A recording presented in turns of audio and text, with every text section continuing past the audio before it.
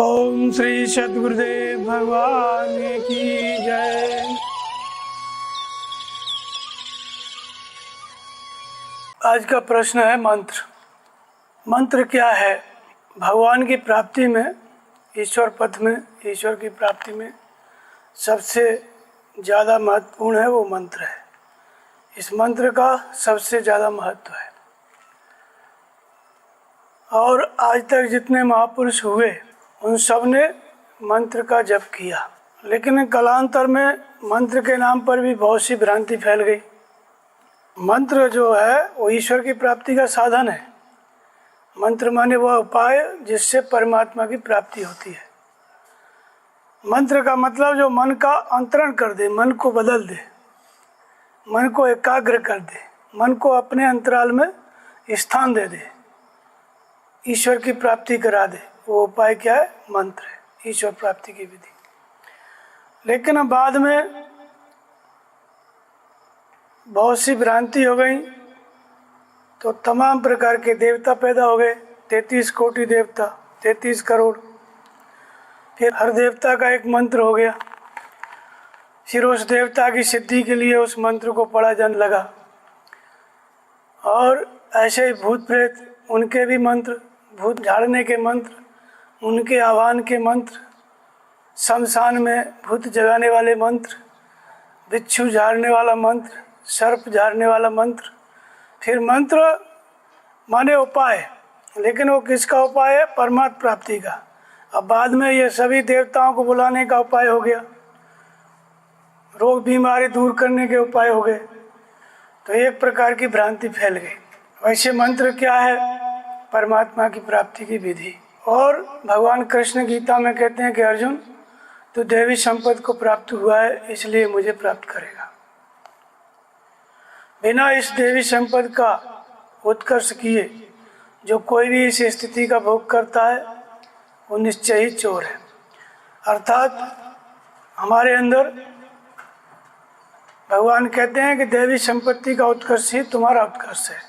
देवी संपत्ति विमोक्षाय निबंधाय आश्रिमता। तो लोगों ने क्या है, बाहर अलग अलग देवताओं के मंत्र बना लिए, उनकी पूजा शुरू कर दी, उनकी सिद्धि भी करने लगे। और बहुत से देवताओं के मंत्र बहुत प्रचलित हैं, जैसे गण गणपति नमः बम्बई में चलता है, राम रामाय नमः ऐसे चलता है। तुलसीदास जी ने इतनी बड़ी रामचरितमानस लिखी, पूरे मानस में कहीं भी राम रामाय नमः नहीं है, सिर्फ राम नाम का जप आया है बस, दूसरा कोई मंत्र नहीं। फिर ओम देवी के मंत्र, ओम ह्रीं क्लीं चामुंडाय विच्चे, मारण मंत्र, उच्चारण मंत्र, बहुत सारे मंत्र। तो ये एक भ्रांति फैल गई। देवता का मतलब होता है देवी संपत्ति। देवी संपत्ति माने हमारे अंदर के सद्गुण है, हृदय की वस्तु। लेकिन लोगों ने कालांतर में बाहर पूजना, अलग अलग गुण का अलग अलग देवता बना लिया, बाहर पूजा शुरू हो गई। फिर उसके मंत्र भी बन गए। और मंत्र क्या है? ईश्वर प्राप्ति का उपाय। और दूसरे मंत्र का उपयोग कहाँ होता है? मंत्र शब्द के 2-3 जगह उपयोग हुए। दूसरा मंत्र शब्द का उपयोग होता है, जैसे राजाओं के मंत्री होते थे, आजकल भी मंत्री होते हैं। तो मंत्रणा माने एक विचार, अपना मत बताना किसी को, या किसी के मत को स्वीकार करना।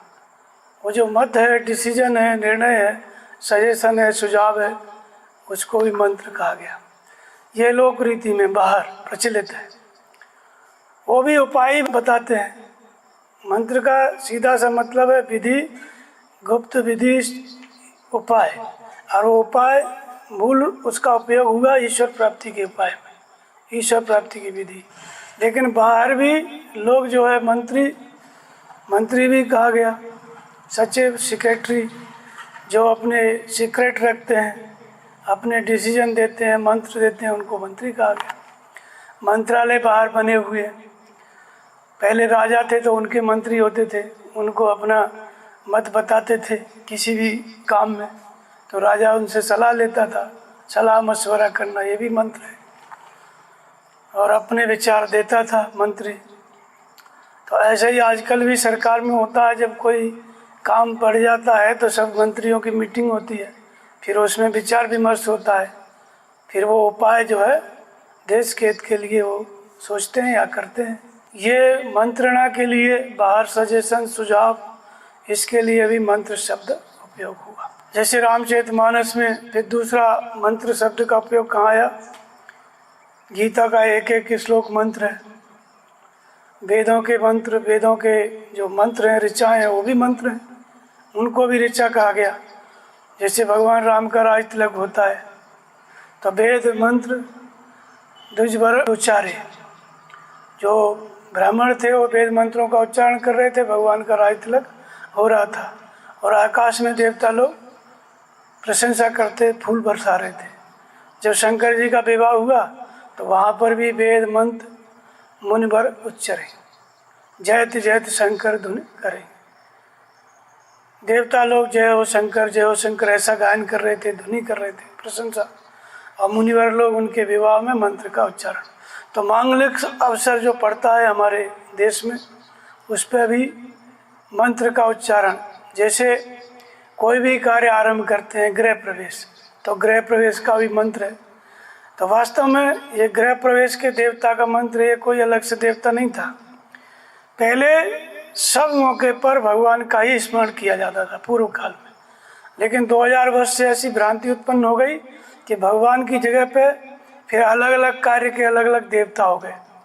अब किसी को मशीनरी की पूजा करना है तो वहाँ पे भी विश्वकर्मा का एक मंत्र बन गया, विश्वकर्माय नमः। जबकि विश्व का कर्ता धर्ता परमात्मा है, वही बनाने वाला है, कोई विश्वकर्मा अलग से देवता नहीं है, लेकिन उसका एक मंत्र। फिर श्री गणेशाय नमः, कोई कार्य का आरंभ करो तो वो भी एक मंत्र। जो कि मूल क्या था, पहले संस्कृति का मतलब है कृति माने कार्य, प्रत्येक कार्य को करते समय स माने हुआ परमात्मा, उस परमात्मा का हम स्मरण करें, इसका नाम संस्कृति है। तो उसके स्थान पर लोग जब 2000 वर्ष से भ्रांति फैल गई तो हर कार्य के अलग अलग देवता, श्रीवास्तवों के देवता चित्रगुप्त होते हैं, चित्रगुप्ताय नमः, उनका भी मंत्र है। फिर जिस जिस क्षेत्र के लोग, जो दुकानदार है, वो भी अपना दुकान पे शुभ लाभ लिख लेते हैं कि लक्ष्मी आए, उनका भी एक मंत्र है। तो ये क्या, ये हमारी संस्कृति है, हर कार्य को भगवान का स्मरण करके उसको शुरू करना। पहले ये था और बाद में क्या हो गया, हर कार्य का अलग से देवता बैठ गया, उस देवता के मंत्र बन गए और फिर पंडित आकर उसका मंत्र, कोई भी अटपटा ऐसे नमः शिवाय कर दिए, कुछ भी उसमें संस्कृत जोड़ दिए जिसका अर्थ समझ में ना आए, वो मंत्र हो गया। तो इस तरह से ये जो संस्कृति थी, परमात्मा का स्मरण करके हर कार्य को आरंभ करना, उस जगह पे हर कार्य का एक देवता हो गया। इसीलिए 33 करोड़ देवता, हर देवता का एक मंत्र, और उस मंत्र का, देवता का आह्वान करने वाले पंडित, वो भी सब पैदा हो गए। और भगवान कृष्ण कहते हैं कि संसार में किंचित मात्र भी वस्तु में मुझसे भिन्न नहीं है, सारा संसार सूत्र में मणि की सदृश मुझसे गुथा हुआ है। जैसे माला बनती है तो इसमें धागा होता है, मणि उसमें या जो भी होता है मुक्ता मणि, वो उसमें पिरोया जाता है ना धागा में, ऐसे ही परमात्मा धागा है जिसमें सारा संसार पिरोया हुआ है। किंचित मात्र भी वस्तु दूसरी नहीं है, कण कण में मैं ही व्याप्त हूँ।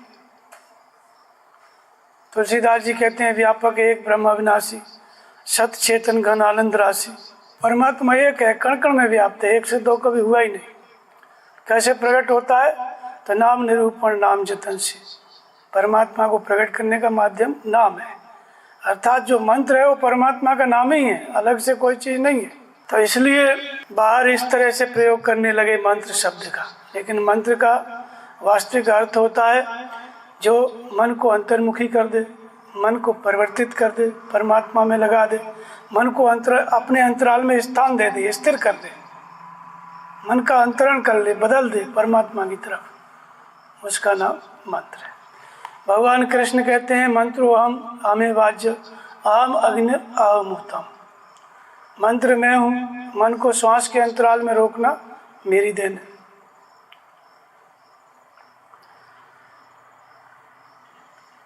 तो इस तरह से रामचरितमानस में कई जगह पे आया।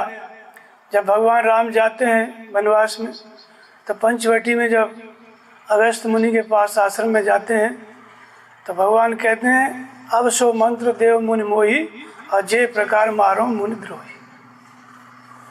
अगस्त्य ऋषि ने ध्यान किया कि ये निशाचरों का वध करेंगे। फिर कोदंड धनुष दिया, 5 बाण दिए, ये मंत्र के रूप में दिया। मंत्र का मतलब उपाय निशाचरों के वध करने का यहाँ पर। फिर इसके बाद तूपण आती है पंचवटी में, तो वो भी उपदेश देती है। जब उसकी नाक कट जाती है, रावण के पास जाती है, तो कहती है कि संगत जति कुमंत्र राजा, मानते ज्ञान पानते लाजा, करस पान सोगस दिन राती, सठ नहीं सुध तो सुध पर आ राती। मतलब शत्रु आ गया, तुमको सुधी नहीं है, याद नहीं है, शराब पी के सोते रहते। तो संगत जति कुमंत्र राजा, कुमंत्रणा से राजा नष्ट हो जाता है। तो जो सही मंत्रणा देता है उसका नाम मंत्री है, पर मंत्री कुमंत्रणा भी देते हैं सदा ही। तो यहाँ पे मंत्रणा को ही मंत्र कहा गया है। फिर आगे और चलते हैं। भगवान राम जब समुद्र पार जाना होता है, तो वहाँ विभीषण को जब रावण ने भगाया, तो विभीषण ही भगवान की शरण में आ गया। तो विभीषण जब शरण में आ गया, तो आते ही भगवान ने राज तिलक कर दिया, कहा लंकेश आइए बैठो, बाजू में बिठाया। फिर उसने भगवान राम पूछते हैं कि समुद्र को कैसे पार किया जाए, तुम तो आते जाते रहते हो। तो विभीषण कहते हैं कि भगवान आप चाहें तो एक बाण से समुद्र को सुखा सकते हैं, आपके लिए कुछ भी दुर्लभ नहीं, लेकिन फिर भी नीति कहती है कि विनय करिए सागर संजाई, विनय करो, प्रार्थना करो। जब लक्ष्मण ने सुना तो उसने सोचा कि हम दिन रात साथ रहते हैं, सेवा करते हैं, ये अभी आया है।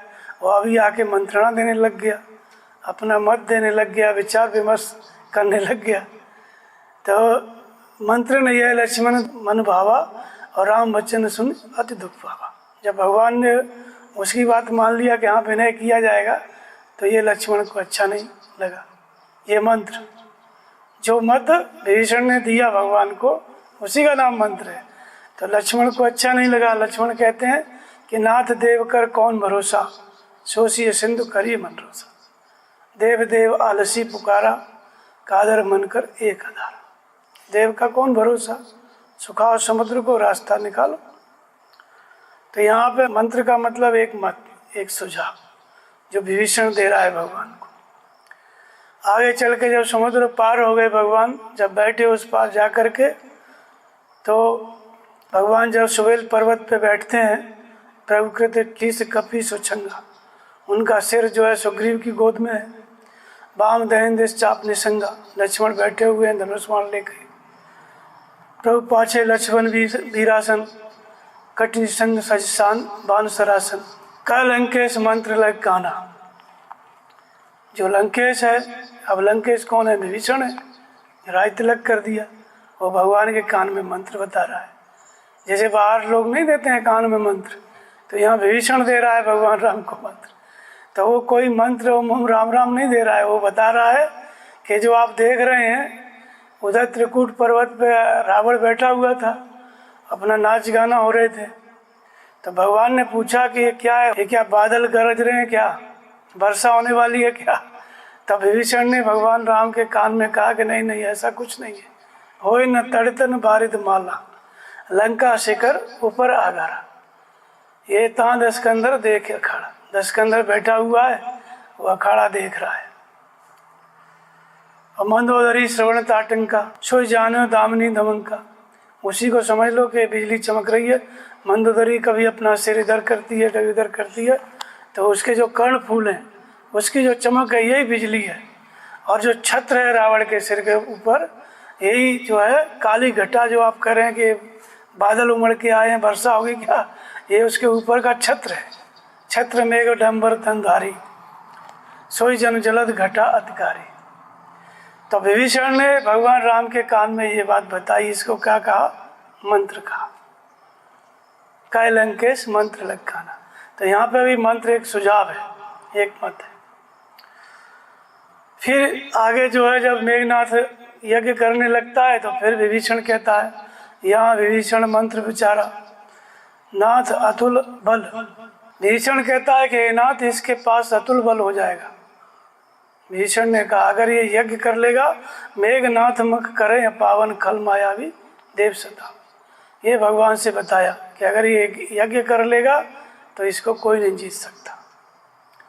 इसलिए इसके यज्ञ को विध्वंस किया जाए। तो यहाँ पर विभीषण मंत्रणा दे रहे हैं सब जगह।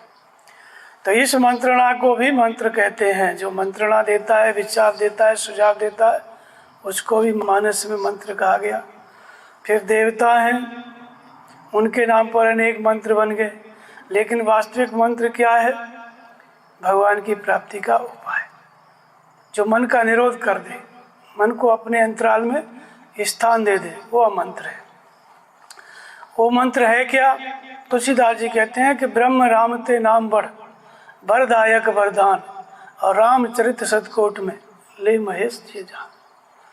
सगुण ब्रह्म जो राम है उस समय अवतरित हुए, और निर्गुण गुणातीत जो ब्रह्म है, उन दोनों से भगवान का नाम बढ़ा है।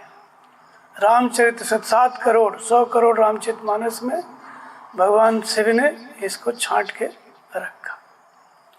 तो मंत्र का मतलब होता है नाम।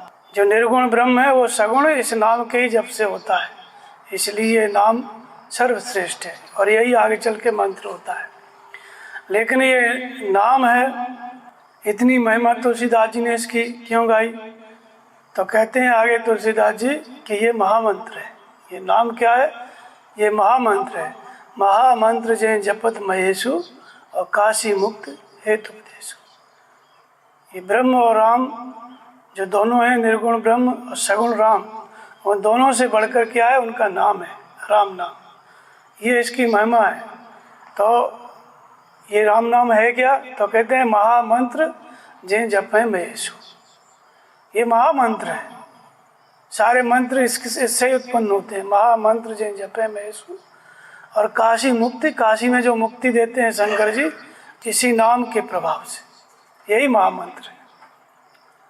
महामंत्र जय जपे महेशु, काशी मुक्त हेतु उपदेशु।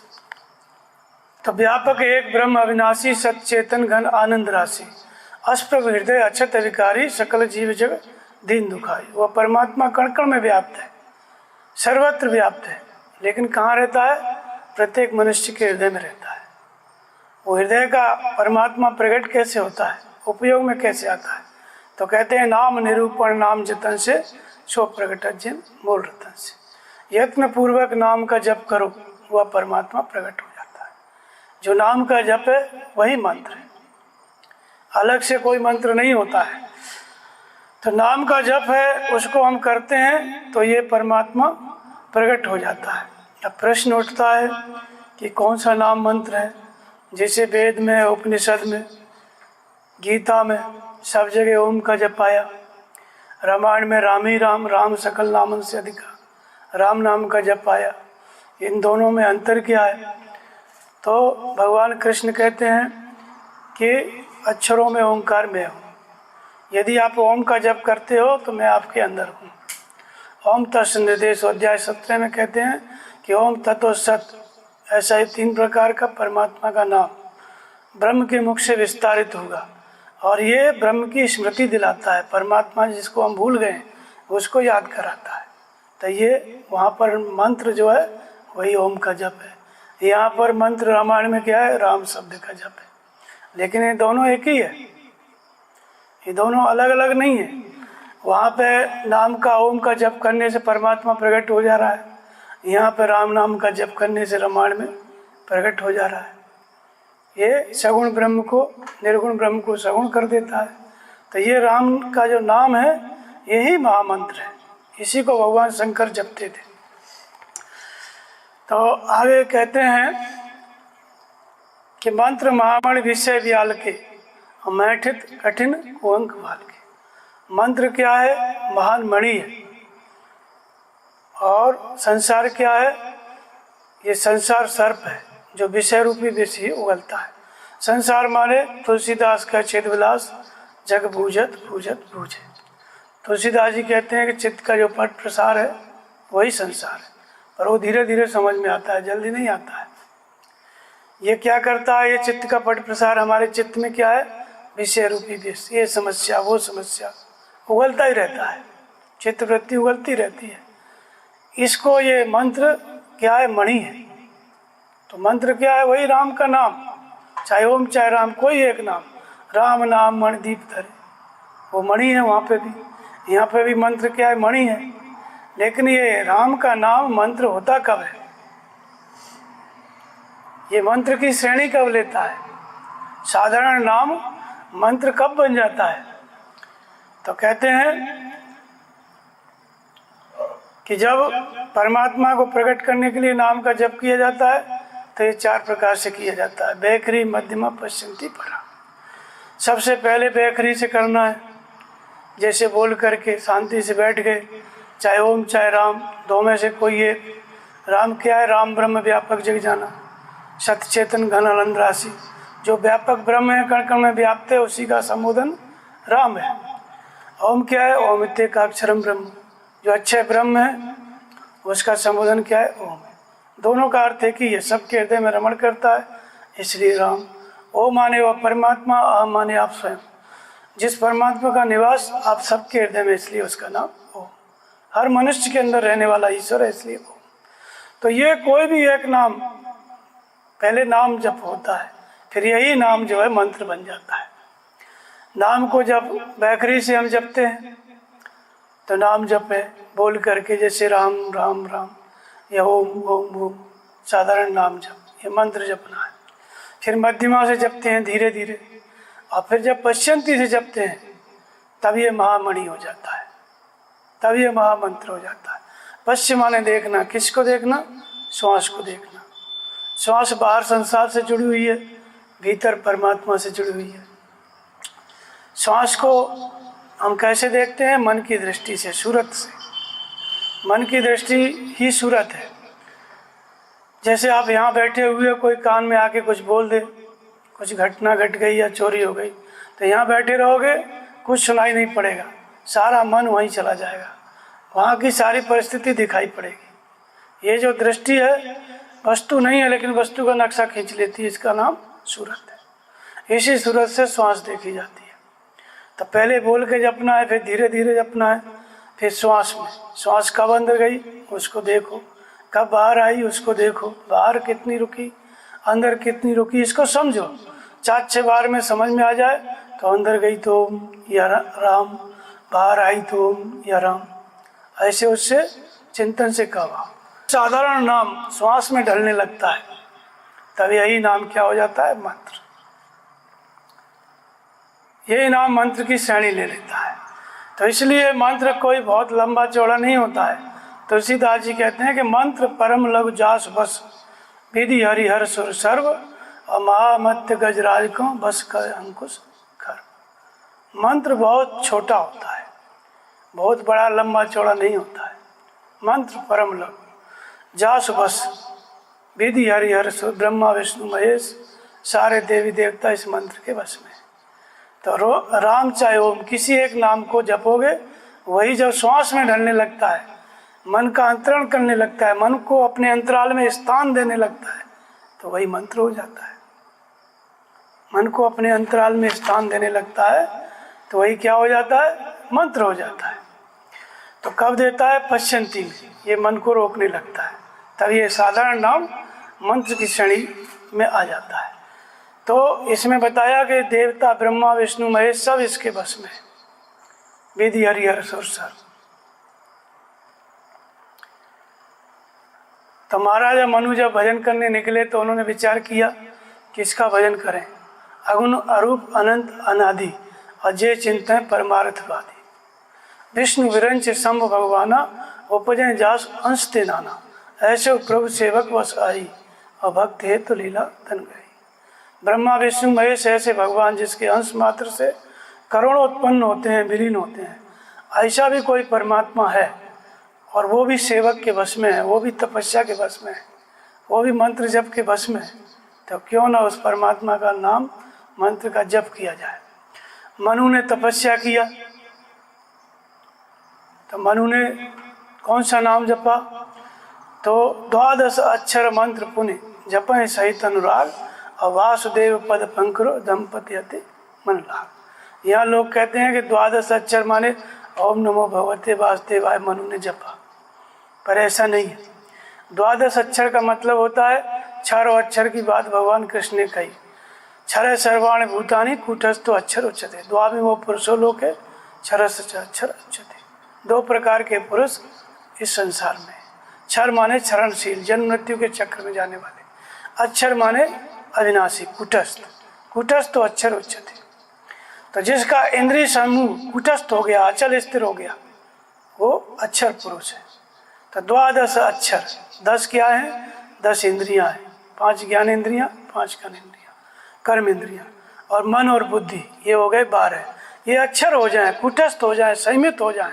संयमित करके फिर जब उसी नाम को, ओम चाहे राम, किसी एक नाम को जपेंगे तो ये हो गया 12 अक्षर मंत्र।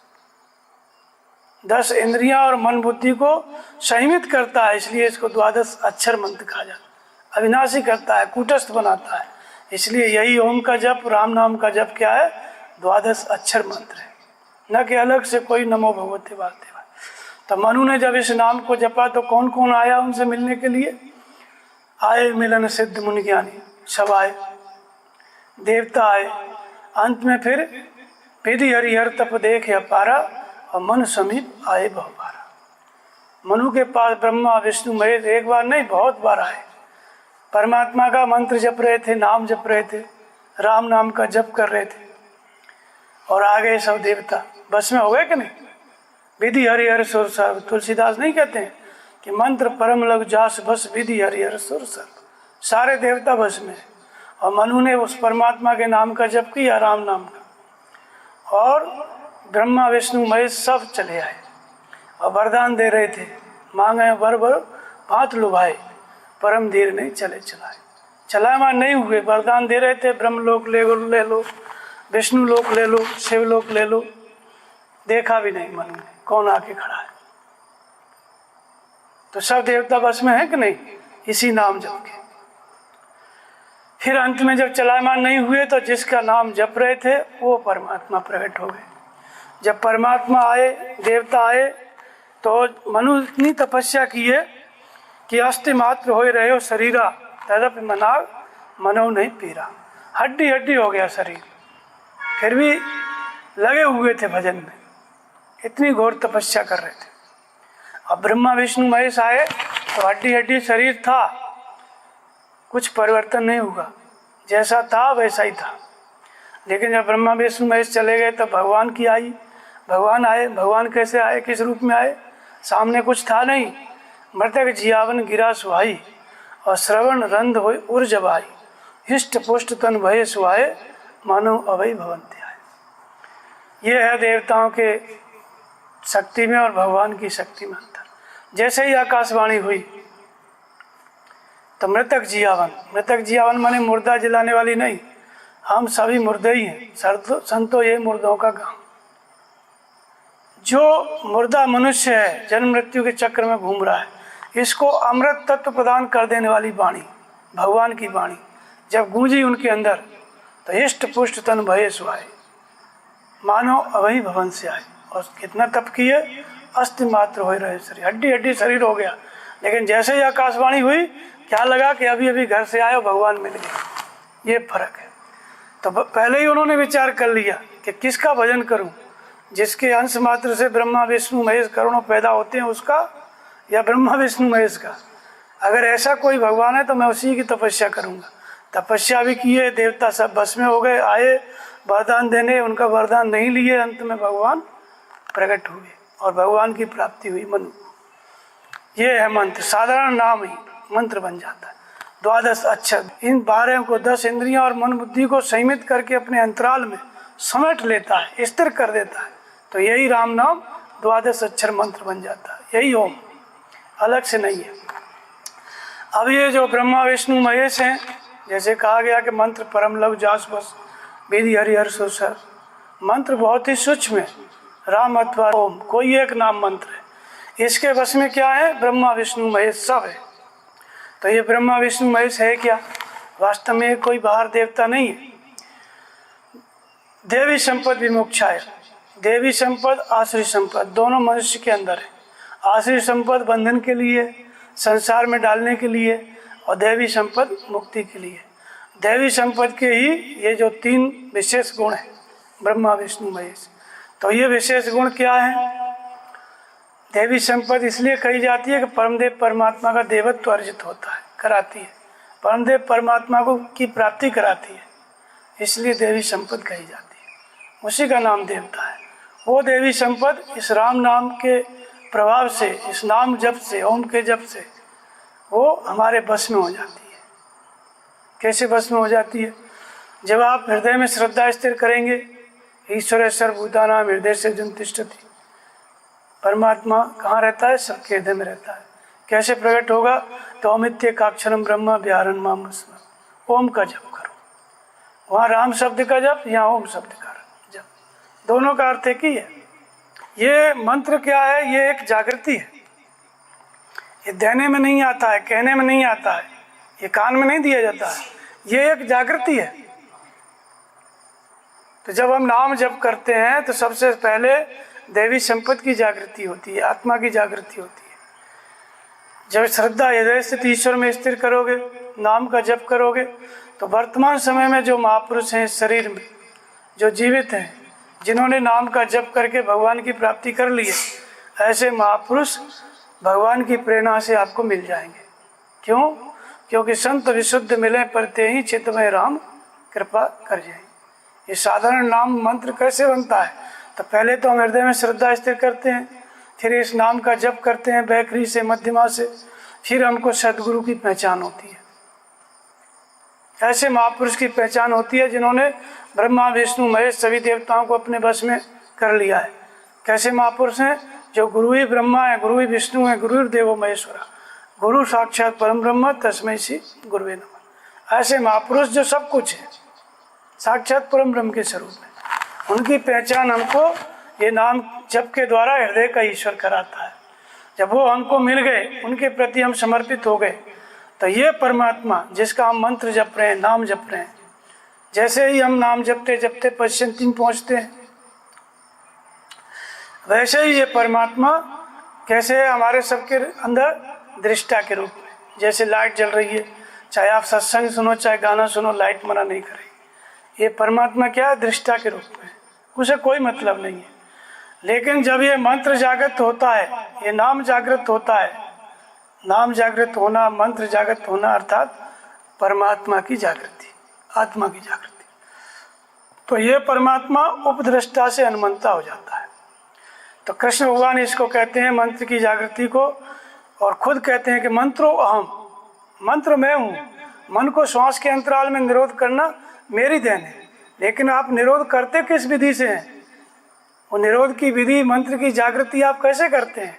तो कहते हैं उपदृष्टा हनुमंता भर्ता भोक्ता महेश्वर परमात्मेति चाप्युक्तो देह अस्मिन् पुरुष पर। वह परमात्मा उपदृष्टा के रूप में है, न भला करो बुरा करो कोई मतलब नहीं। लेकिन ये परमात्मा उपदृष्टा से हनुमंता कब होता है? जब हम नाम जपने लगते हैं, बैखरी मध्यमा पश्चिंती, सदगुरु मिल जाते हैं, उनके संरक्षण में उनका ध्यान करने लगते हैं, तब यही परमात्मा जैसे ही पश्चिंती में पहुंचा नाम का जप, फिर ये नाम जप मंत्र हो जाता है, अर्थात मन के अंतराल में जागृत हो जाता है। उपदृष्टा से क्या हो जाता है? हनुमंता हो जाता है। ये नाम जागृत हो जाता है। जिस परमात्मा का नाम जप रहे हैं, मंत्र जप रहे हैं, वो परमात्मा खुद ही जागृत हो जाता है। परमात्मा की जागृति, मंत्र की जागृति, साधना विधि की जागृति एक ही बात है, अलग अलग नहीं। तो मंत्र एक जागृति है, अर्थात आत्मा की जागृति ही मंत्र की जागृति है, वही नाम की जागृति है, वही मंत्र की। तो जागृत हो जाता है तो मार्गदर्शन करने लगता है, ये करो ये मत करो, विधि की जागृति हो गई। भगवान ब्रह्मा जी क्या करते हैं? सृष्टि की रचना करते हैं। और यहाँ कौन सी सृष्टि की है? सृष्टि तो पहले ही है, आदमी से आदमी, पेड़ से पेड़ बन रहा है, उसको तो पता नहीं ब्रह्मा जी बनाते हैं, कहाँ बैठ के बनाते हैं, ये तो बनती रहती है। कौन सी सृष्टि है? सद्गुणों की सृष्टि। तो वो सद्गुणों की सृष्टि होगी कैसे? सद्गुरु कोई पेड़ के जैसे नहीं है कि उखाड़ के लगा दो कहीं लग जाएंगे। अनुमति से, अनुमंता, अनुमंता को ही ब्रह्मा कहते हैं। अनुमति देने लगे भगवान जागृत होके, तो ये ब्रह्मा का काम है। अनुमंता ही ब्रह्मा है, ये करो ये मत करो। जब आप मार्गदर्शन में चलेंगे तो आपके अंदर क्या अर्जित होगा, क्या प्रकट होगा, किसकी सृष्टि होगी? सद्गुणों की, देवी गुणों की। ये ब्रह्मा करते हैं, अनुमंता। और जब अनुमति में चलने लगे तब उस मंत्र की जागृति विष्णु स्तर की हो जाती है। और आगे बढ़ गया वो मंत्र, श्वास प्रश्वास में होने लग गया, तो भगवान विष्णु का काम क्या है? पालन करना। तो वही मंत्र श्वास के अंतराल में मन रुकने लगा, एकाग्र होने लगा, वही मंत्र जो है श्वास से जपने लगा, वही नाम, तो फिर भगवान पालन करने लगते हैं, विष्णु पालन करने लगते हैं उसी मंत्र के प्रभाव से। पालन करने लगते हैं मतलब योगक्षेम करने लगते हैं। अनन्यास चिंतयन्तो माम ये जना परिपास्ते तेषां नित्य अभियुक्तानाम योगक्षेमं वहान। जिसमें आपका हित है वो करने लगते हैं। हनुमंता में क्या है कि भगवान अनुमति दे रहे हैं, ब्रह्मा का काम है, ब्रह्मा का इस तरह चलो मत चलो आपके हाथ में, लेकिन पालन करने लगते हैं तो राम की न चाहे सोई होई, करे अन्यथा अस नहीं कोई। फिर भगवान जो चाहेंगे वो आपको करना पड़ेगा। पहले हनुमंता में आप अपने मन से कर सकते हैं, कुछ भी फ्री है, भगवान सिर्फ ये बताएंगे ये सही है गलत है, करो चाहे मत करो। लेकिन विष्णु के स्तर में फिर राम की न चाहे सोई हुई, भगवान जो चाहेंगे वो होगा। जिसे नारद जी विवाह करना चाहते थे, नहीं करने दिया, ये विष्णु का स्तर है। करो सदा तिनकी रखवारी, अजिम बालक राखे महतारी। जब इस स्तर में साधक चलने लगा, ये स्तर विष्णु का है और इस स्तर का साधक विष्णु है, इस स्तर में साधक चलने लगा, फिर भजन करते करते और आगे पहुंचा तो भर्ता भोक्ता च महेश्वरा। जब भोक्ता हो गया, यज्ञ दान तप नाम जप ध्यान जो कुछ चल रहा है मंत्र का जप, उसको भगवान ग्रहण कर लेते हैं, भोग लेते हैं, वही भोजन है भगवान का, उसको ग्रहण कर लेते हैं और बदले में अपना स्वरूप प्रदान कर लेते हैं। वो महेश्वर होता है, अर्थात संपूर्ण संस्कारों का संहार हो जाता है। महेश क्या करते हैं? संहार करते हैं। किसका? तुम्हारा संहार नहीं करते, तुम्हारे अंदर जो जन्म मृत्यु के कारण है, अनावश्यक सृष्टि है, उसका संहार करते हैं। जन्म मृत्यु के कारणों का संहार करने वाली शक्ति शंकर है। तो जब भगवान योगक्षेम करने लगे, पालन करने लगे, साधक को अपने हाथ में ले लिए, चलाने लगे, अपने मन से वो कुछ नहीं कर सकता, तो फिर आगे का स्तर क्या है? शंकर। फिर जन्म मृत्यु के कारणों का संहार हो जाता है, उस स्तर का नाम शंकर है। उसी को कहते हैं भर्ता भोक्ता महेश्वर। महेश्वर यानी प्रकृति का स्वामी हो गया, मन का स्वामी हो गया। अब मन उसको भटका नहीं सकता, मन उसके बस में हो गया। तो इस मंत्र ने क्या कर दिया? पहले जागृति किया, अनुमति, आत्मा की जागृति हुई, मंत्र की जागृति, आत्मा की जागृति एक ही बात है, अनुमति देने लग गया। जिसका नाम जप रहे हो, मंत्र जप रहे हो, भगवान अनुमति देने लग गया, ये करो ये मत करो। फिर इसी मंत्र के प्रभाव से वो भगवान पालन करने लग गया, तो विष्णु भी बस में हो गए। पहले ब्रह्मा बस में हुए, अनुमति देने लगे नाम जप से, फिर विष्णु बस में हो गए, मतलब भगवान पालन करने लग गए, योगक्षेम करने लग गए। फिर शंकर बस में हुए, अर्थात आपके अंदर जन्म मृत्यु के कारणों का संहार हो गया इसी मंत्र से। तो मंत्र परम लघु जास बस विधि हरिहर सुर सर्व। ब्रह्मा बस में हुए, विष्णु बस में हुए, शंकर भी की स्थिति, संहार की स्थिति भी मिल गई, प्रकृति का स्वामी हो गया, महेश्वर हो गया। और फिर इससे भी आगे की स्थिति में इस भगवत्ता से भी प्रयोजन नहीं रहता है, तो परमात्मेति चाप्युक्तो देहे अस्मिन् पुरुषः परः, तो विधि हरिहर सुर सर्व। फिर साक्षात परम ब्रह्म की प्राप्ति हो जाती है इसी मंत्र के द्वारा। परम ब्रह्म परमात्मा भी प्रकट हो जाता है इसी नाम जप के, इसी मंत्र के द्वारा। तो ये मंत्र की उपलब्धि है। और सभी देवी संपत्ति जागृत होती है इसी मंत्र से। ब्रह्मा विष्णु महेश, विधि की जागृति, पालन करने वाली शक्ति विष्णु की जागृति, संहार करने वाली शक्ति शंकर की जागृति, ये तीनों बस में होते हैं और साक्षात परम ब्रह्म परमात्मा भी बस में हो जाता है। तो फिर वही पुरुष इस मंत्र की जागृति के द्वारा हनुमंता होता है, भर्ता होता है, भोक्ता होता है, महेश्वर होता है। और इससे भी आगे की स्थिति में इसी शरीर के रहते रहते वही पुरुष मंत्र जपने वाला ही परमात्मेति चाप्युक्त, वो स्वयं ही परमात्मा के रूप में परिवर्तित हो जाता है। क्यों? क्योंकि जानत तुम्हें हो जाए। जो नाम जप रहा था, जिसका मंत्र जप रहा था, जपते जपते जिसका नाम जप रहा है मंत्र, वो खुद भी उसी का स्वरूप हो जाता है। ये मंत्र जो है, जिस मंत्र को आप जप रहे हो, नाम को इसलिए जप रहे हो कि आप भी उसी के रूप में प्रतिष्ठित हो जाओ, परमात्मा का स्वरूप हो जाता है। तो यह है मंत्र का प्रभाव। जब काकभूषण जी गए थे अपने गुरु की तलाश में, तो जहाँ जहाँ विपिन मुनीश्वर पावन आश्रम जाए जाए सिरनावे, जहाँ जहाँ जंगल में मुनि मिलते थे आश्रम में जाकर के प्रणाम करते थे। पूछो तिन्हें राम गुण गाहा, कहें सुने सादर खगनाहा। पूछते थे भगवान के बारे में, मुनि लोग बताते थे, सादर प्रणाम करके आगे बढ़ जाते थे। संतुष्ट नहीं हो रहे थे। फिर पहुंच गए लोमस ऋषि के यहाँ। तो मेर शुकर बट छाया मुन लोमस आसी, नाय चरण सिर नायो बचन कहो अद्दी। गए, जब लोमस की शरण में गए तो उनसे पूछा कि मुझे सगुण ब्रह्म की उपासना बताओ, भगवान को मैं कैसे देखूं, वो उपासना विधि मुझे बताओ। तो ब्रह्म ज्ञान रत मुन विज्ञानी, मोह परम अधिकारी जानी, लागे करण ब्रह्मोपदेश, अज अद्वैत अनादि हृदय सा। तो लोमस ऋषि ने कहा कि कौन सा सगुण ब्रह्म, वो ब्रह्म तुम्हारे ही अंदर है, तुम ही हो। संतुष्ट नहीं हो रहे थे तो उत्तर प्रत्युत्तर में कीना, मुनितन भये क्रोध की चीना, बार बार काट के अपना बात रख रहे थे। तो फिर वो लोमस ऋषि श्राप दे दिए, षट सुपच तब हृदय विशाला, सपद होए पच्ची चंडाला। काकभूषण जी चाहते थे कि सोई उपदेश करो कर दाया, निज नयनन देखो रघुराया। ऐसा उपदेश करो कि मैं अपनी आंखों से भगवान को देखूं, और वो बताना नहीं चाहते थे। काकभूषण जी कह रहे थे कि भरी लोचन बिलो के अवदेशा, तब सुनियो निर्गुण उपदेशा। बाद में सुनूंगा, पहले भगवान को देख लूँ तब। फिर जब नहीं माने तो उन्होंने श्राप दे दिया, जाओ कौआ हो जाओ। थे तो ब्राह्मण लेकिन हो गए कौआ। तुरंत भयों में काव तब पुनि मुनि पद सिर नाय, मुनि के चरणों में सिर नवा करके हर्षित चले उड़ाए, चल दिए। लेकिन फिर उनको लगा, लोमस को, कि लगता है कुछ गलती हो गई हमसे। मुनि मम महत्शीलता देखी, रामचरण विश्वास विषय थी। बुलाया उनको, मम परतोष विविध विध कीना, हर्षित राम मंत्र तब दीना। वही राम मंत्र जिसको शंकर जी जपते थे, महामंत्र जे जपे महेशु आकाशी मुकुट हेतु उपदेश। वही राम नाम मंत्र के रूप में लोमस ने काकभूषण जी को दिया, जो राम नाम शंकर जी जपते थे। और जिस राम नाम से ब्रह्म राम ते नाम बड़ वरदायक वरदान।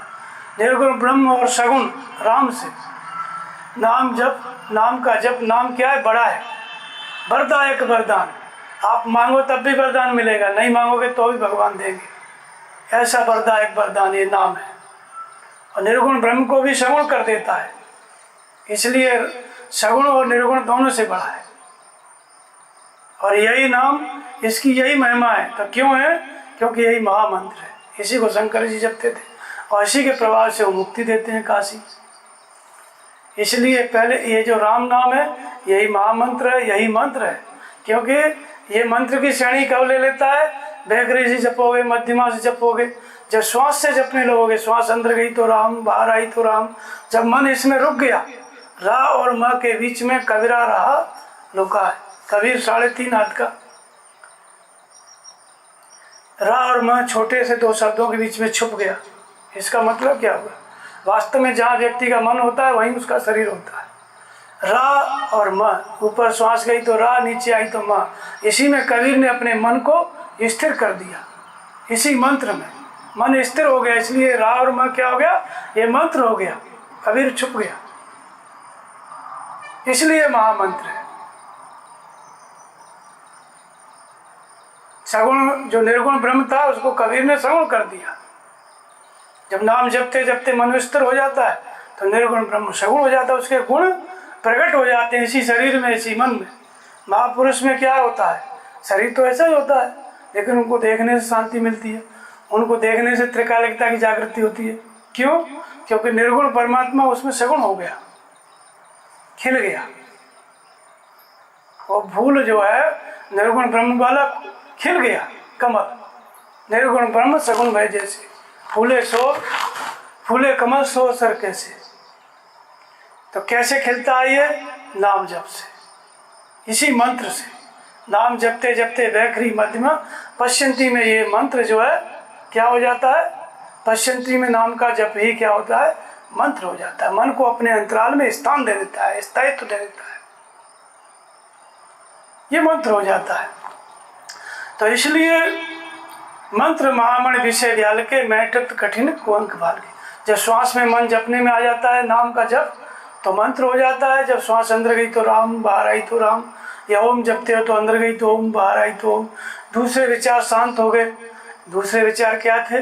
दूसरे विचार ही संसार रूपी सर्प थे। वही विचार ही तो हमको डसते थे। कभी खराब विचार आ रहा है, कभी अच्छा आ रहा है, उसी से तो हम परेशान थे। लेकिन जब श्वास अंदर गई तो ओम, बाहर आई तो ओम, दूसरे विचारों को आने ही नहीं दे रही है, तो उनका जो विषय रूपी विष था उसको इस राम नाम रूपी मणि ने, इस मंत्र ने उसको निस्तेज कर दिया, संसार के विषय रूपी विष को। तो जब मन श्वास में स्थिर होने लगता है तब ये नाम मंत्र हो जाता है और तब ये विषय रूपी विष का काट हो जाता है। विषयों को के चिंतन को नहीं आने देता है, विषय रूपी विष को समाप्त करने लगता है। तो इस तरह से काकभूषण जी को भी यही राम नाम का मंत्र मिला। तो इसलिए एक तो नाम का जप बताया लोमस ने, एक रामचरितमानस बताया और एक जो है बालक रूप राम का ध्यान, बालक रूप राम का ध्यान बताया। ये तीनों मंत्र में ही आ जाते हैं, नाम का जप, रामचरितमानस जो कि ब्रह्म विद्या है आध्यात्मिक, और सदगुरु का ध्यान। बालक रूप राम का मतलब जैसे 5 साल के बालक में विकार नहीं होते, ऐसे ही महापुरुष जब स्वर्गस्थ हो जाते हैं, नाम जपते जपते, मंत्र जपते जपते भगवान की प्राप्ति कर लेते हैं, तो ये निर्विकार हो जाते हैं, परमहंस हो जाते हैं, वो बाल रूप हो जाते हैं। बंदा बाल रूप सोई राम। तो उनका ध्यान, इन तीनों से ही मन अंतर्मुखी होता है, मन का अंतरण होता है। इसलिए तीनों ही क्या है? मंत्र है। तो मंत्र माने परमात्मा प्राप्ति की विधि, और वो विधि क्या है? जिस परमात्मा की हमें चाहे वो परमात्मा हम नाम जपें प्रार्थना के साथ कि जिस स्तर पर हमें, चाहे घर में चाहे वन में, वहीं जागृत होकर के हमको अनुमति देने लगे, हमारा पालन पोषण करने लगे, जागृत होकर के मार्गदर्शन करने लगे। तो ये जब जागृति हो जाती है तो इस जागृति को क्या कहते हैं? मंत्र की जागृति। जपा जाता है नाम, लेकिन जब वो नाम जागृत हो जाता है परमात्मा, तो वही मंत्र की जागृति हो जाती है। तो मंत्र दिया नहीं जाता है कान में, वो एक जागृति है। वो आप बोलने से वो इतनी गुप्त है कि जब श्वास में आप नाम जप रहे हो तो बाजू वाला जानेगा, समझ पाएगा। तो मंत्र गुप्त इसलिए कहते हैं कि मंत्र गुप्त है। क्यों है गुप्त? ये जो कान में दे के फिर बोलते हैं किसी को बताना मत, ये गुप्त नहीं है, ये तो पाखंड है। वो तो बता दिया तुमने, वो गुप्त कैसे हो गया? कान में दे दिया फिर बोलते हैं बताना मत। मंत्र सदा गुप्त है। आप लाख बताओ, मैं बताऊं ओम ओम जपो, राम राम जपो, तो भी गुप्त है। क्योंकि जब आप जपने लगोगे तब जागृत होगा और आपके अंदर जागृत होगा, बाजू वाला भी नहीं समझ पाएगा, इसलिए गुप्त है। मंत्र सदा ही गुप्त है, कभी प्रकट नहीं है। तो इसलिए लोगों ने क्या दुरुपयोग किया अपनी दुकान चलाने के लिए कि बताना मत, नहीं सब नष्ट हो जाएगा। मंत्र बोल दिया कान में, बोले बताना मत, पाप लगेगा, डर बैठा दिया। और इसी को मंत्र को महर्षि पातंजलि भी कहते हैं। उन्होंने जब बताया कि परमात्मा प्राप्ति की विधि क्या है, तो पहले तो ईश्वर को बताया, ईश्वर का स्वरूप क्या है। तो क्लेश कर्म विपाक आशय प्रामृष्ट पुरुष विशेष ईश्वर। क्लेश कर्म, क्लेश माने अविद्या, अस्मिता, राग, द्वेष, ये 5 क्लेश हैं। इनसे प्रेरित होकर के हम कर्म करते हैं।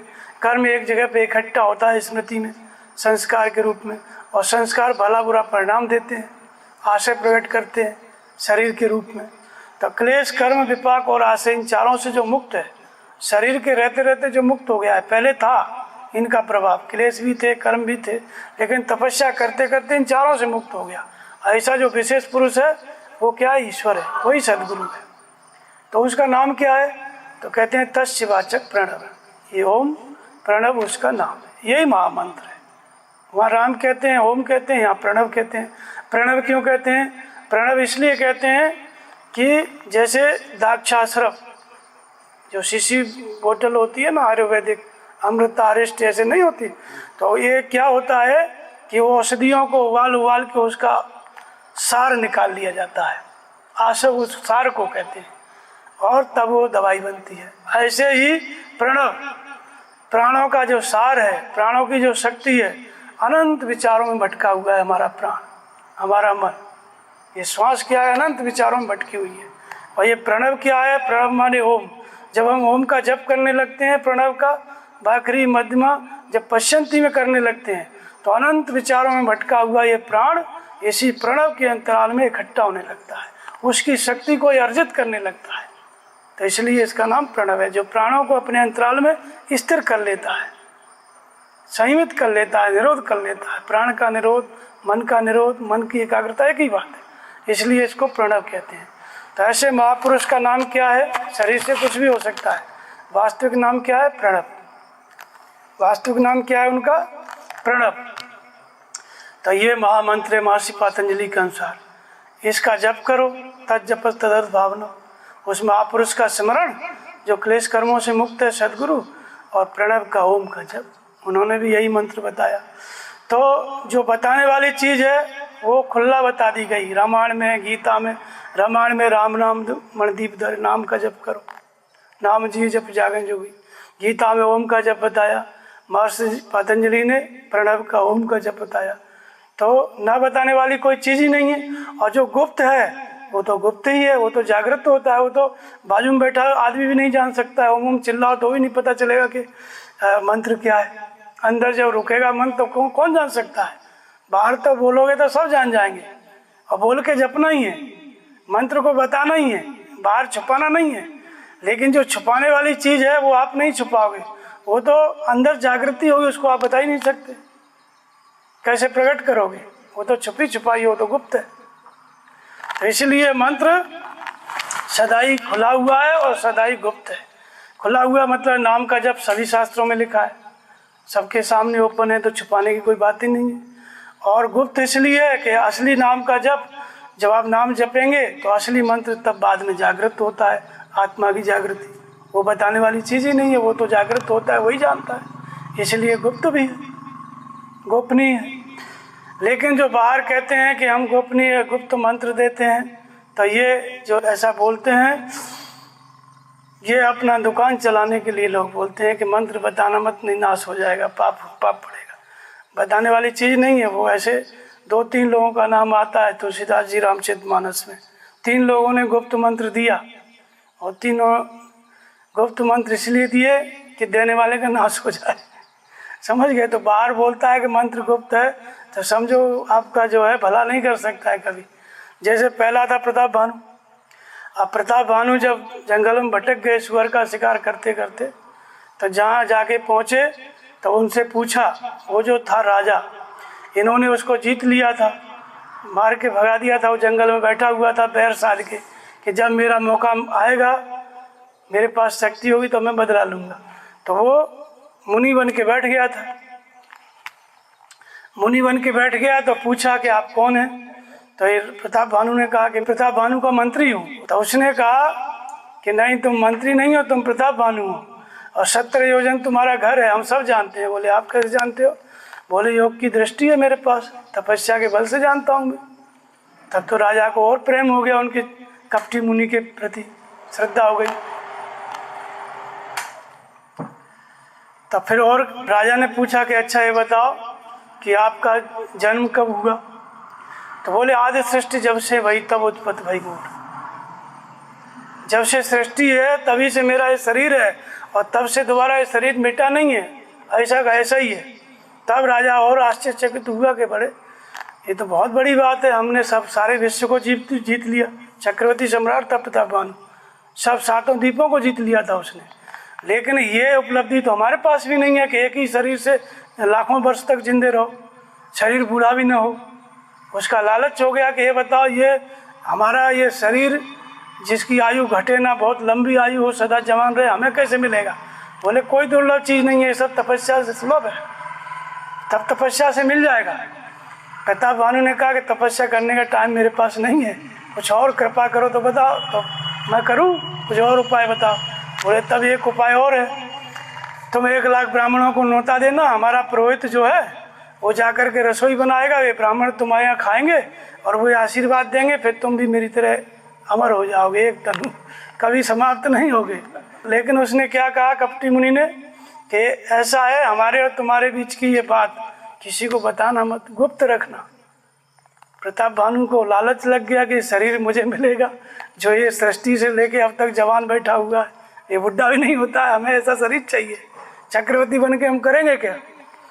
बोले तो राजा ने कहा ठीक है हम नहीं बताएंगे, क्योंकि उसने कहा छठे श्रवण यह परत कहानी और नाश तुम्हारा सत्यम अंबानी। तीसरे आदमी कोई बात चली गई तो के अलावा समझो तुम्हारा नाश निश्चित है।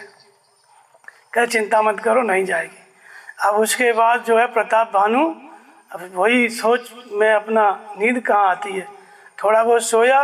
राजा ने अपने तपस्या के बल से कपटी मुनि ने और उसको पहुंचा दिया इसके घर पे सीधा।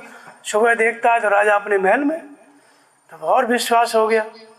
उसके बाद फिर वो नौता दिया, फिर उसमें उसका जो निशाचर था जो सुअर बन के गया था काल केतु, वही जाके पुरोहित बन गया। उसने जो है काट के मृगाओं का रसोई बना दिया ब्राह्मणों के लिए। 2-4 ब्राह्मण भुखा गए थे ना, देखने के लिए गए थे कितनी देर और है, तो उठा के डाल दिया उसी में। 4-6 उसको भी मिला दिया ब्राह्मणों को भी। और उसके बाद आकाशवाणी हुई, भई रसोई भूसर मासु शब्द जूठे मान विश्वासु। फिर इसके बाद जब पता चला कि तो हमारा धर्म नष्ट कर रहा था, राजा को श्राप दे दिया कि तुम्हारा नाश हो जाएगा। सत्य केतु कुल को नहीं बाँचा, विप्र श्राप किम हो सचा।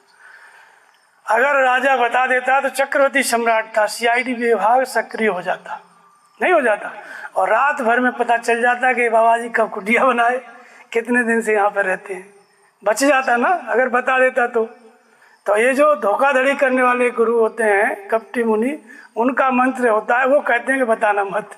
जैसे प्रताप भानु को कपटी मुनि नहीं कहा बताना मत, और बताया नहीं तो उसका सर्वनाश हो गया, और अगर बता देता तो बच जाता कि नहीं। तो जो कहते हैं कि बताना मत, समझो वहाँ धोखा है, क्योंकि सब कृष्ण भगवान चिल्ला के बता रहे हैं गीता में, ओम का जप करो। पतंजलि कहते हैं प्रणव का जप करो। भगवान राम रामायण में कहते हैं राम नाम का जप करो।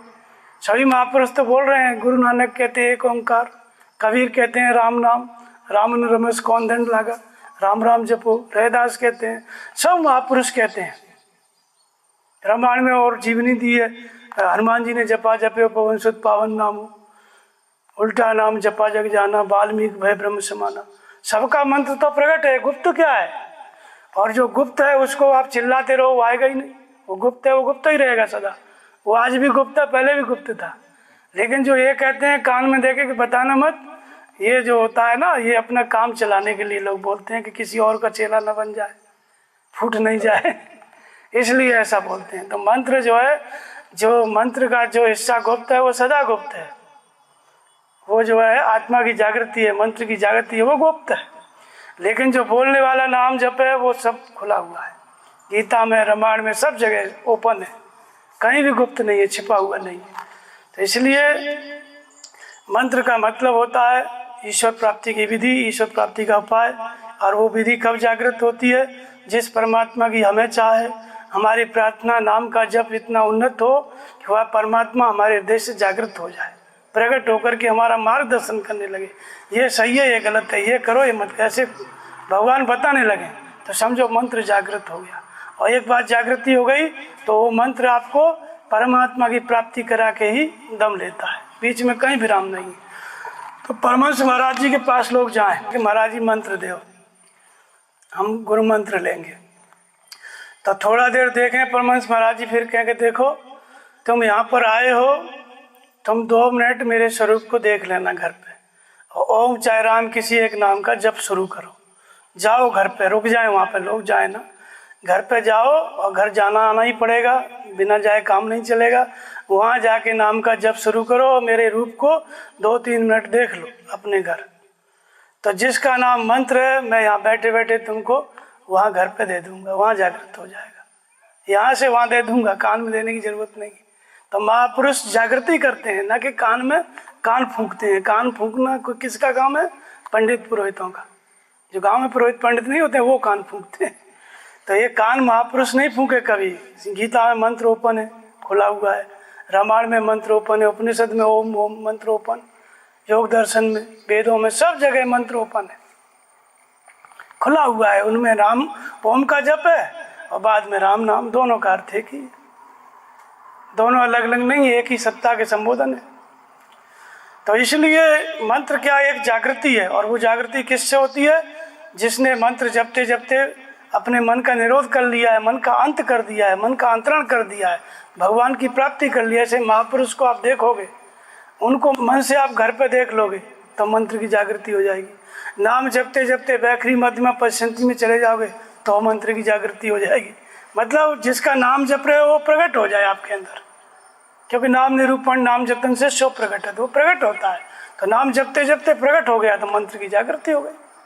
फिर भगवान मार्गदर्शन करने लगते हैं, मंत्र जागृत हो गया और उनके मार्गदर्शन में चल करके भगवान को जान लिया तो जानत तुम्हें हो जाएगी।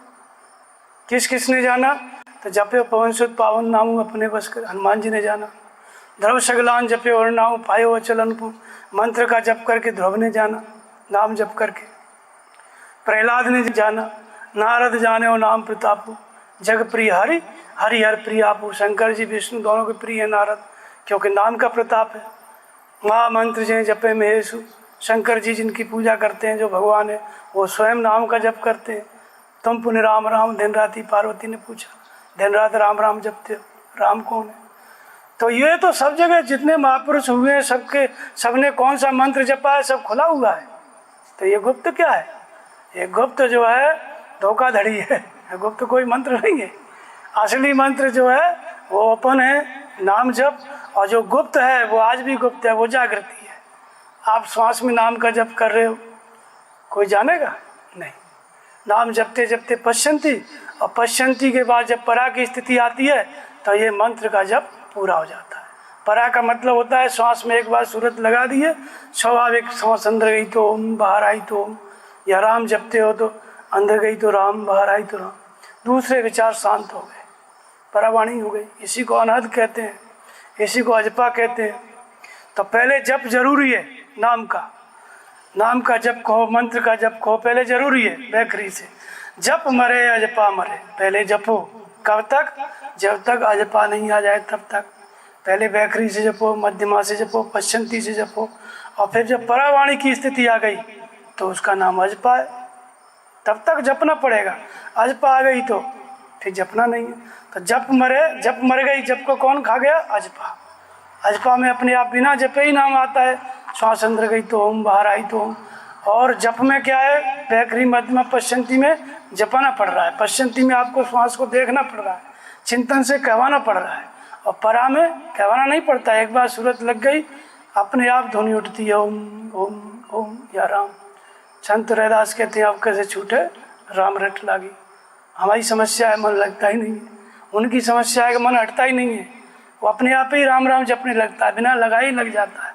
ये परावाणी है। तो जप मर गया जब अजपा आ गई, जप मरे अजपा मरे और अनहद मर जाए। अजपा समा गई किसमें? अनहद में। उसमें तो ध्वनि उठती थी, अनहद का मतलब सीमा से परे हो गया जप।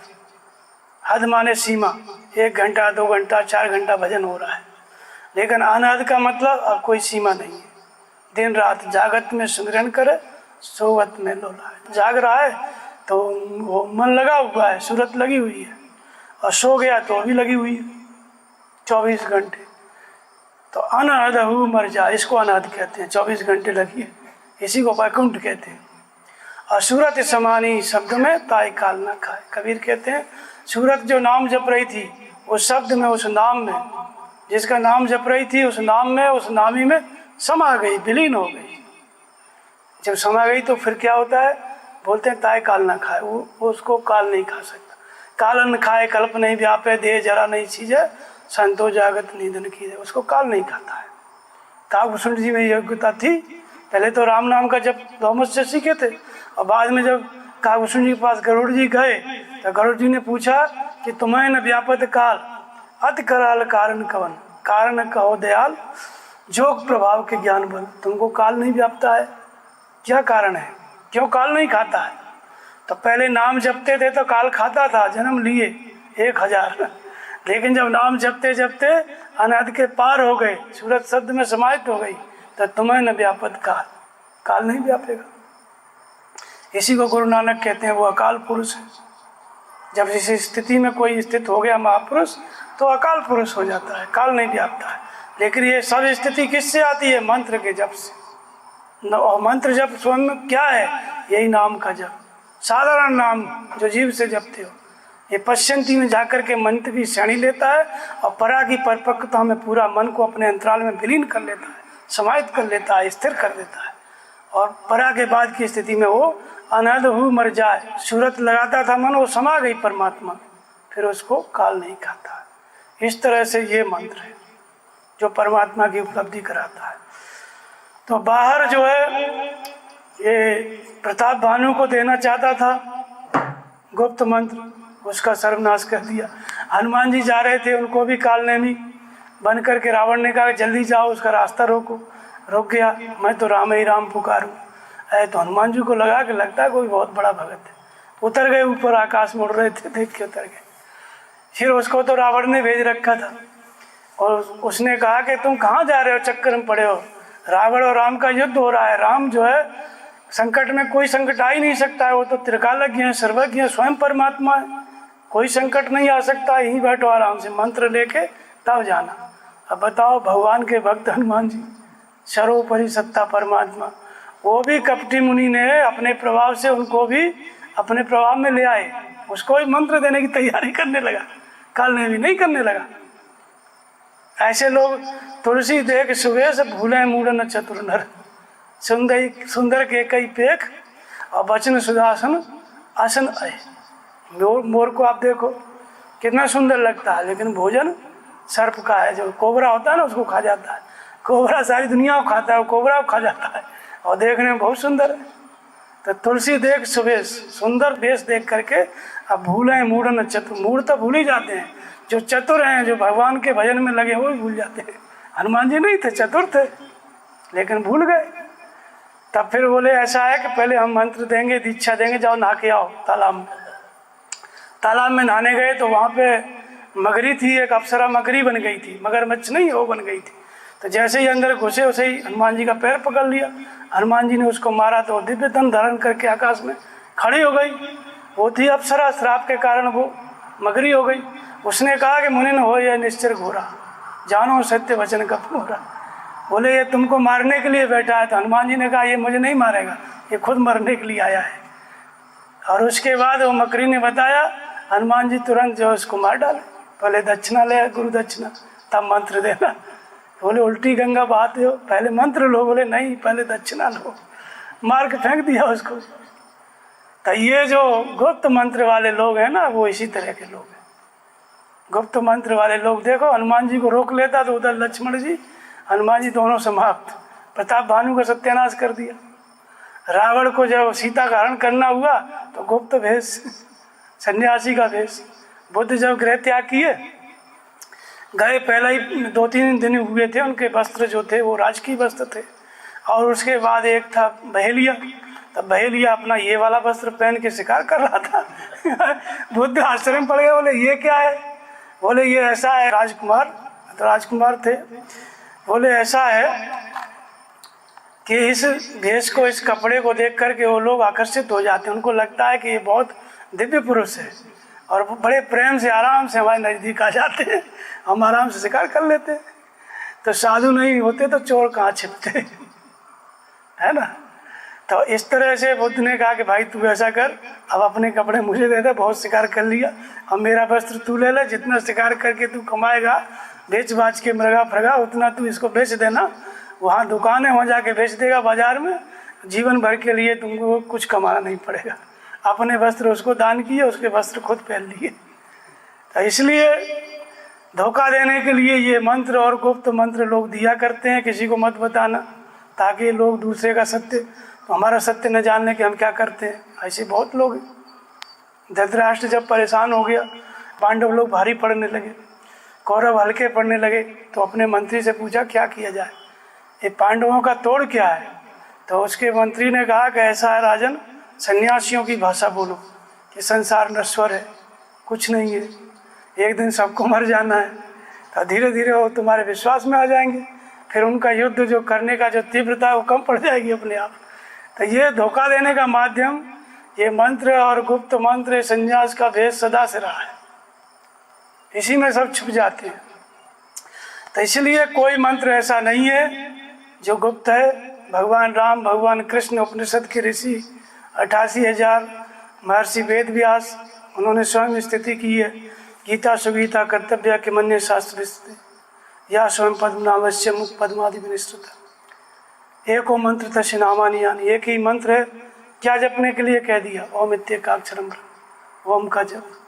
भगवान कृष्ण ओम का जप, उपनिषद में सभी ऋषि ओम का जप, वेद में ओम का जप, महर्षि पतंजलि ओम का जप, भक्तिकालीन महात्मा रैदास, कबीरदास, तुलसीदास, राम नाम का जप। एक ही मतलब, दोनों नाम का जप हुआ है। यही दोनों नाम महामंत्र हैं, यही महामंत्र हैं। नाम जपते जपते जब श्वास में चाहे ओम जपो चाहे राम, किसी नाम में मन रुक गया, वो महामंत्र हो जाता है, मंत्र हो जाता है। मन को अपने अंतराल में स्थान दे देता है, रोक लेता है, तो मन का परिवर्तन हो जाता है परमात्मा की तरफ। जो संसार की तरफ भाग रहा था ना, जैसे ही मन रुक गया भगवान में लग जाता है। तो ये मंत्र है। तो भगवान कहते हैं कि मैं ही मंत्र हूँ, अर्थात जो तत्व स्थित सदगुरु हैं वही मंत्र है। मन को श्वास के अंतराल में निरोध करना उनकी देन है, क्योंकि उनके द्वारा ही आत्मा जागृत होती है और वही मार्गदर्शन करती है, तभी जाके मन रुकता है, मन का निरोध होता है। इसी भगवान कहते हैं कि मैं खुद मंत्र हूँ। मन को श्वास के अंतराल में निरोध करना तत्व स्थित जो सदगुरु है, जो शरीर से है, उसकी देन है, उसकी प्रेरणा से मन रुकता है। जब प्रेरक प्रभु बर जाएंगे मन बस होए तभी, जब भगवान प्रेरक के रूप में खड़े हो जाते हैं तभी मन रुकता है, वश में होता है। तो प्रेरक के रूप में खड़े होने का मतलब है वो मंत्र की जागृति, नाम की जागृति। तो ऐसे ही परमहंस महाराज जी के पास सब जाएं तो ये बोलें कि मंत्र दे दो, तो वो कहते थे कि हमारे स्वरूप को देख लेना 2 मिनट और नाम का जप करना, जिसका नाम मंत्र है वो वहाँ घर बैठे बैठे जागृत हो जाएगा, मैं यहाँ बैठे बैठे दे दूंगा। कान फूंकना काम नहीं है, मंत्र वहाँ मिल जाएगा। तो यही अनादिकाल से महापुरुषों का मंत्र देने का तरीका रहा है। बोलिए श्री सद्गुरुदेव भगवान की जय।